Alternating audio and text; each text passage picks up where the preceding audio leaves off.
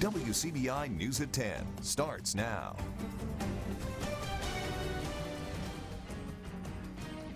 We start with breaking news tonight. A Ninawaya football player is hospitalized after an afternoon shooting. The alleged gunman, the teen's uncle, 38-year-old Frederick Nunn, according to the Kemper County Sheriff's Office. He's now charged with aggravated assault.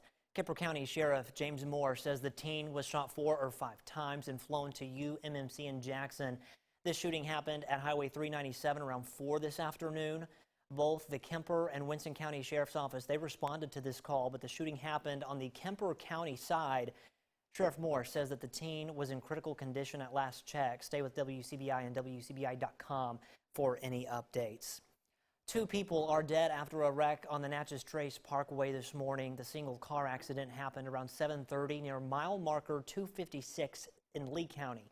District Ranger John Hearn says it appears that the Chevrolet HHR with 2 people inside was traveling northbound when it left the roadway, overcorrected, and struck trees along the road. 48-year-old Charlotte Lee Burndine of Tupelo and 64-year-old Willie Lispy Jr. of Memphis. They were both pronounced dead at the scene. Parkway Rangers are investigating the accident. A Starkville man is found guilty of 5 felony counts of exploiting a child. Charles Jordan, a former police officer, was accused of sending inappropriate photographs and videos to a juvenile. Jordan met the juvenile in 2016 while responding to a runaway report. It was months later that Jordan apparently contacted the victim to check on her. That's when prosecutors say he sent indecent pictures over an extended period of time. The victim reported the incident and an investigation was open.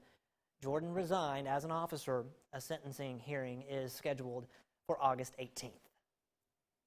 Active weather on our Friday afternoon and early evening, and then on the backside of those storms, phenomenal color. Look at this from the Golden Triangle area. This is in Starkville area, the Starkville area, Octavia in Accuweather County. Easy for me to say here on a Friday night. We're already thinking about the weekend, right? Cassandra sends us this, a burst of color, absolutely phenomenal here as we close out the day. And some Amanda's clouds. Always interesting to see. That was overhead in Columbus. Now the rain is now on the way out. Across our area we had those showers and storms around, heavy downpours, but now just a few light showers, perhaps a few sprinkles trying to fall from the clouds left over. We've got 70s, very refreshing, and that's about where we will be for the rest of tonight. Low 70s. I'm back with your weekend forecast in just a little bit. Mississippi reports another record day for COVID-19 deaths. The Mississippi State Department of Health says 52 people died from the virus. Lowndes County had 4 of those deaths and Octavia had 3. There are 1,168 new COVID-19 cases here in Mississippi, while more than 1,200 remain in the hospital. There are currently 201 long-term care facility outbreaks in the state. Locally, Lee County has the most new cases with 47 reported today. Union had 36, Pontotoc and Monroe had 26 each. Lowndes County had 19. Well, starting Monday, masks will be required in Lowndes County. This comes after the governor issues an executive order making it mandatory. Individuals will have to wear masks while at public gatherings or in a shopping environment. Now, this order, it also limits social gatherings to no more than 10 people indoors and 20 people outdoors. The city of Columbus is issuing out guidelines for businesses to follow in light of the executive order from the governor. If an employee has been exposed to the coronavirus or showing any symptoms, they'll be sent home and they must be tested. Businesses must sanitize all high-touch areas once every 2 hours. They must also maintain a 6 feet separation between customers. The hope has always been people would do it without being required by the governor to do it. But perhaps just as importantly, for those people that don't recognize the value of the health benefit, is there's a $500 fine or 6 months in jail penalty associated with violating the governor's orders. The order will be in effect until August 17th. School districts around the state have different reopening plans, but for many parents, the worry about reopening in the midst of the COVID-19 crisis is universal. Courtney Ann Jackson spoke with 2 moms today. Erin McKenzie has 2 girls going into kindergarten and 4th grade. She knows the impact COVID-19 is having on their community in Pike County, but her girls will be going back on a traditional schedule. Just because of our work schedules, we don't really have the option to send our children virtually because we don't have anybody to watch them. Still, she worries. Hopefully that their little immune systems are better and they'll be safe. I mean, I would just have to pray about it, and hopefully they'll get through it and not, bring it home and transmit it to anybody else, or, I don't know. It's just scary. And we may have already seen evidence of how it can happen. Corinth schools were the first in the state to reopen Monday. Friday, they shared someone at the high school has tested positive. And the North Pike School District Superintendent confirms 3 students tested positive after participating in an extracurricular activity. I have 2 boys. Travis is 13 and Trevor is 12. Thomasina Torrey feels fortunate to have the option to keep her 12 and 13-year-old sons at home for distance learning, especially since she's caring for her elderly mother and uncle in her home. We've had outbreaks of strep and it spread like wildfire. So little things like that, if you can't control an outbreak of strep in a school, the parents that gotta bring their kids to school are gonna bring them to school. And what if this child is not showing immediate symptoms, or our parents are not honest and say, hey, my child was around Uncle Jim, they had COVID. Courtney Ann Jackson, WCBI News. The governor says he plans to spend the weekend reviewing each school's reopening plans and will comment on them next week. Well, just 1 week back in the classroom already, one person tested positive for COVID-19 at Corinth High School. And a letter today, the Corinth School District notified parents, but their letter did not identify the person as a teacher or student. According to the school district, anyone who has been in close contact with that person has been notified. The school district is requiring students who were in contact with the infected person to be quarantined for 14 days. Now, those in quarantine cannot attend school or any school activities.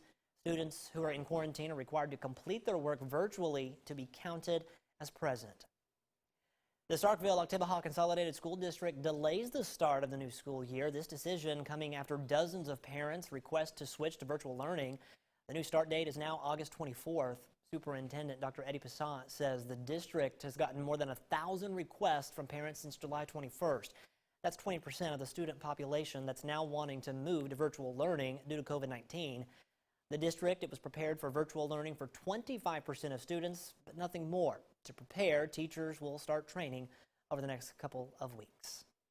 Well, some schools are days away from opening, and one district already facing a major problem, a teacher shortage. In Boonville, a handful of teachers are in self-isolation after testing positive or being exposed to COVID-19. Now, this is also having trouble, or the school district rather, also having trouble finding substitute teachers. Our Quentin Smith explains. Teachers in front of their classroom. This is how the Boonville School District is accustomed to having class. However, when school starts in August, things will be a little different. It takes X number of teachers, certified teachers, to have school each and every day. And once that number, that threshold is broken, then adjustments have to be made. One adjustment the school district is making is going virtual the first month of class. After Labor Day, a hybrid option will then be offered.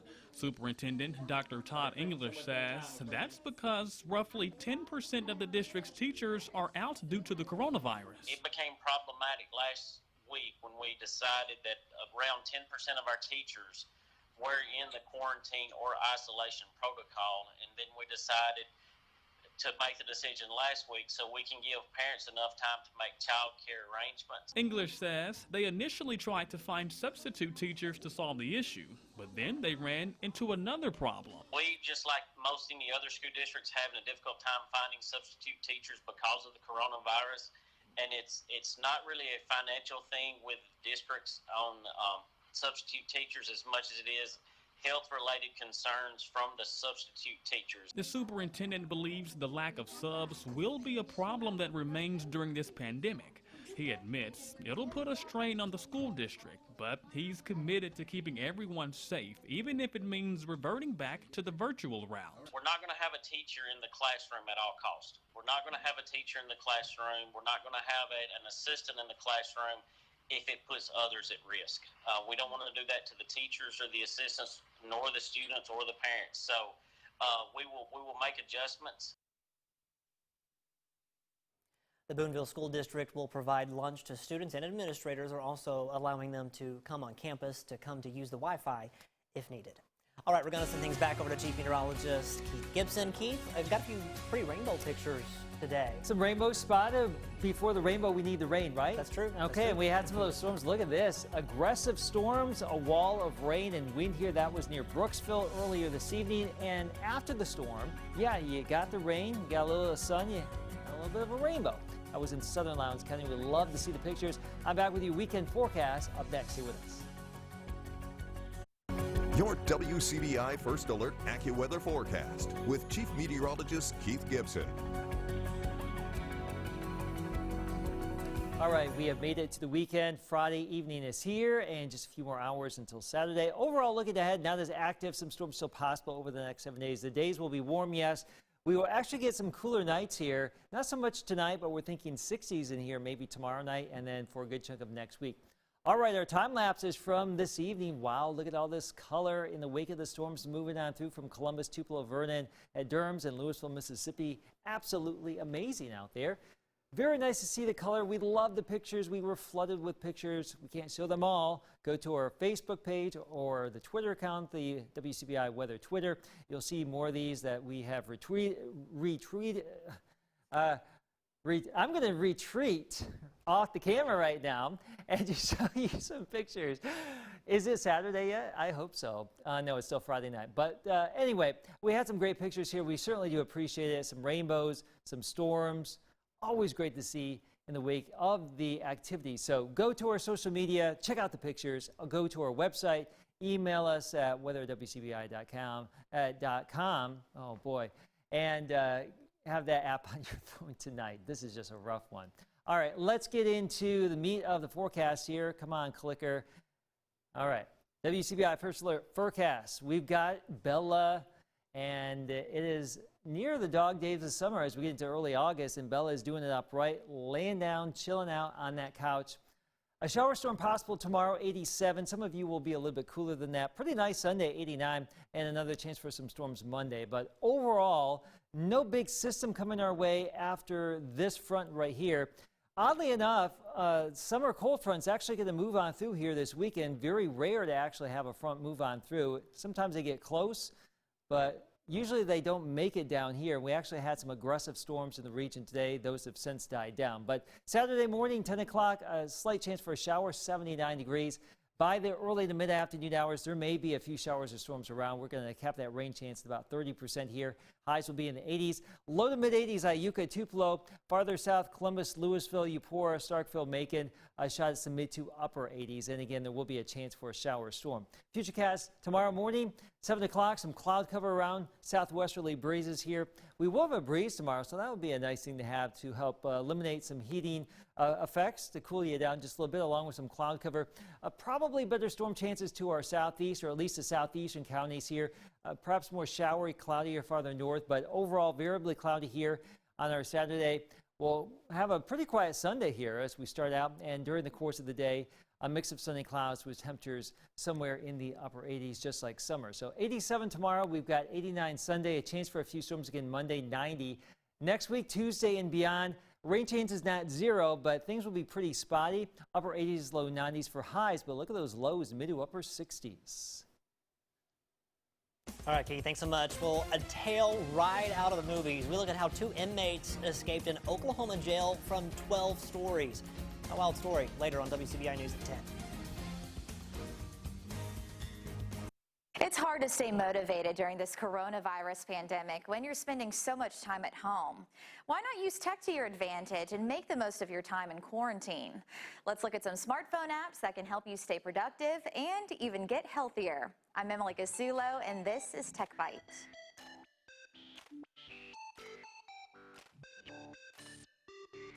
It takes a while to develop a good habit or break a bad one, but at least your smartphone makes it easy to get started. The Done Simple Habit Tracker app can help. First, come up with your list of goals or habits you'd like to develop, like going to the gym or skipping that latte. Then use the app to track your progress, which you can do multiple times a day. The Water Reminder Daily Tracker app also ties into developing good habits. Most of us need to be drinking more water, and this app reminds you to do it, so it becomes second nature.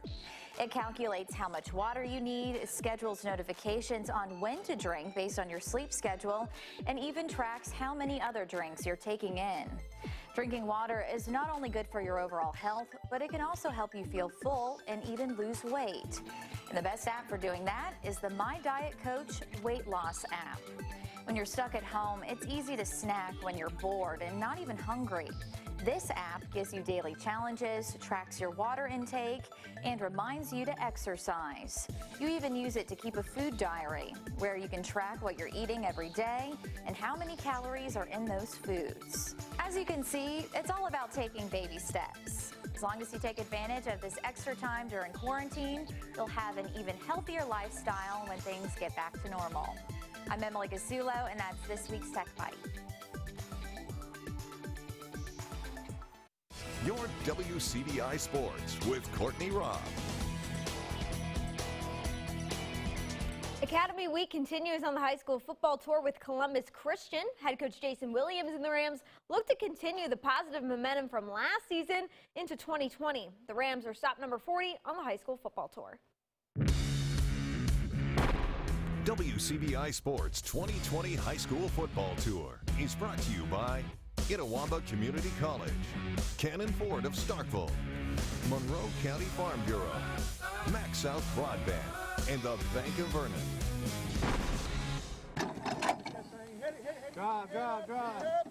The Columbus Christian Rams are hitting it hard in workouts as they gear up for their 2020 campaign. After going 9-3 last season and making a run in the semifinals in the postseason, the Rams entered this season with the same attitude last year's team had: to improve each and every day. We want to get better every day at what we do. Every drill, every play we run, we want to execute better. That's what we try to do. Come out here, love playing football, love getting up out here, seeing everybody, hoping everyone's doing okay. We always look at each other, have a good coach. Both of them love us out here, teaching us new plays, care about us. But the only way to get better is by giving it your all. Another principle the Rams carry with them into the season. They got after it. They worked hard. This year's team is made up of a lot of the same players, except for those that graduated. We've had 3 good practices. We're trying to play with intensity, practice with intensity. Everything we do is just really work hard. We're a pretty tough team, even though we're pretty small. It's made us really strong. And I know that we're going to play every down, 110%, best we can. The Rams graduated 5 seniors who were all key, but feel confident in the younger players' ability to fill the void and take on larger roles. We lost some good players last year. We had a good year. We also had the opportunity. We had several 9th graders that started. They contributed. So we're going to be relying on those guys, and we've got a lot of kids that have seen some playing time. We're just out here working hard and trying to make them better. They left a pretty big divot, but I mean, we got some up and rising people who I know are we can help them get better and watch them as they progress, and I know we're going to develop into pretty good players and help us have a pretty good winning season.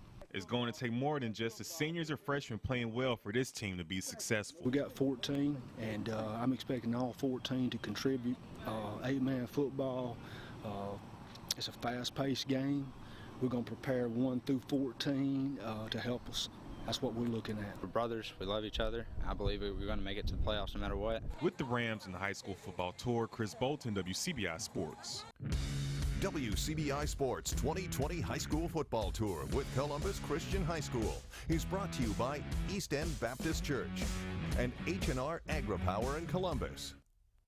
Hey, would you look at that? The high school football tour is officially in the 40s, and the tour will wrap up the academy schools this weekend. Our last stop on Academy Week checks in with stop number 41, Victory Christian, coming up on Saturday. Make sure you tune in for that one. And then we get back into all of the public school action as we continue on with the high school football tour. Of course, for any of those stops you missed, you can always visit our website at WCBI.com. That's it for sports. More for you when we come back. All right, this is a story out of Oklahoma City. 2 men escaped from the 12 stories out of the Oklahoma County Jail using bed sheets. You see the busted out window right there and the sheets hanging out of the side. One of the inmates, he was injured after he fell from the 4th floor as he tried climbing down from the jail. But get this, jail officials say that the 12th floor, that's reserved for the most dangerous suspects. One of those suspects was facing murder charges. Both suspects were recaptured. Now, the murder suspect, he was on the run, though, for several hours. They caught him this afternoon. But 12 stories, how does that happen? That's pretty tall. That is pretty high up there. Okay, and those look like those little tiles are pretty hard to kick out, too. We've got a chance for a few showers or storms tomorrow. Sunday's looking pretty good. Not too bad next week there, Scott. Our EP, MC, she wanted me to make sure everybody knew those were my people from Oklahoma. They were okay? your people. Thanks for watching, everyone. Have a great weekend. We'll see you next week.